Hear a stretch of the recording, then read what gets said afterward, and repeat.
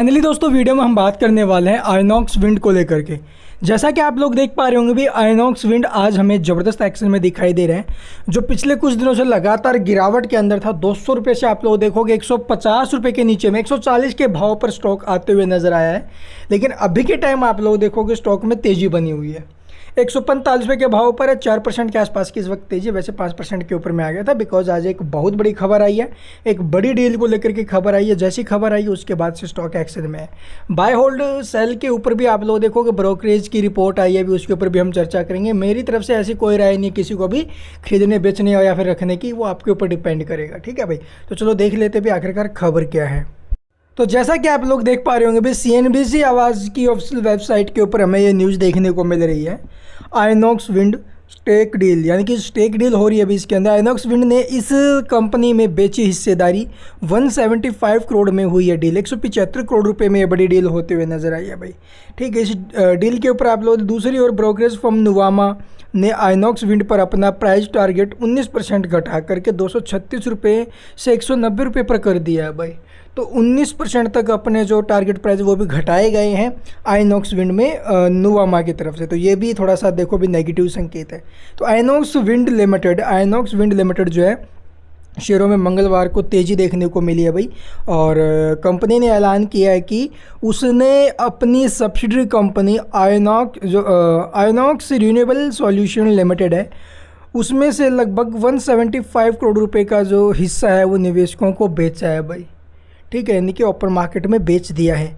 और इस डील में सब्सिडरी कंपनी की वैल्यूएशन लगभग 7,400 करोड़ रुपए तय की गई है। तो वैल्यूएशन क्या है अभी इसकी 7400 करोड़ की है। और यह सब्सिडरी कंपनी पहले Resco global wind services private limited के नाम से जानी जाती थी। और इंजीनियरिंग प्रोक्यूरमेंट और कंस्ट्रक्शन यानी कि EPC सेगमेंट्स में जो अभी कंपनी काम कर रही है। और इस डील के बाद स्टॉक में तेज़ी देखने को मिल रही है। स्टॉक में सुबह 10 बजे करीब 4% की जो तेज़ी वो देखने को मिली है। इस तेज़ी के बाद स्टॉक करीब 145 रुपये 73 पैसे पर कारोबार कर रहा है भाई। तो ब्रोकरेज रिपोर्ट नुवामा की तरफ से क्या राय है भाई, यहाँ पर टारगेट प्राइस घटाए गए हैं। 236 रुपये इनका पहले टारगेट था भाई, अब जो अभी इसका टारगेट 190 रुपये इनकी तरफ से कर दिया गया है। हालांकि जो करंट प्राइस उससे तो ऊपर में ही है भाई।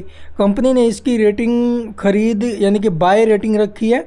और नुवामा ने कहा है कि कंपनी ने जून तिमाही में 140 मेगावाट का एग्जीक्यूशन किया, जबकि बाज़ार की आम जो उम्मीद थी वो 180 मेगावाट की थी। तो 180 मेगावाट की जो इस प्रकार से ऑर्डर कंप्लीट करने थे उस प्रकार के नहीं कर पाए भाई ये। ठीक है, इसके अलावा आपको नीचे में देखो भी पिछले जो सप्ताह घोषित तिमाही नतीजों में अगर हम देखें तो आइनॉक्स विंड का नेट प्रॉफिट सालाना आधार पर 134% बढ़ करके 97 करोड़ 30 लाख पर आया है भाई, जो पिछले साल की समान अवधि में 41 करोड़ 60 लाख रुपए था।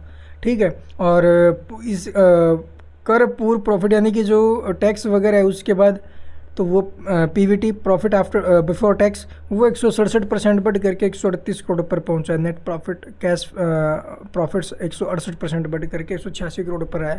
तो ये टोटल डेटा में रिजल्ट्स कैसे रहे वो नीचे में आपको यहाँ पर डेटा देखने को मिल जाएगा, इसे आप लोग देख लेना। और इसकी जो ऑर्डर बुक है, कुल ऑर्डर बुक लगभग 3.1 गीगावाट पर बनी हुई है।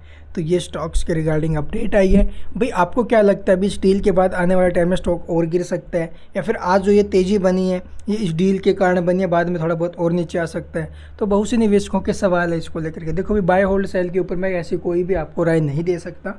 और बाकी कुछ पूछना हो आप लोगों को तो आप लोग कमेंट्स में पूछ सकते हैं भाई। And thank you for watching the video.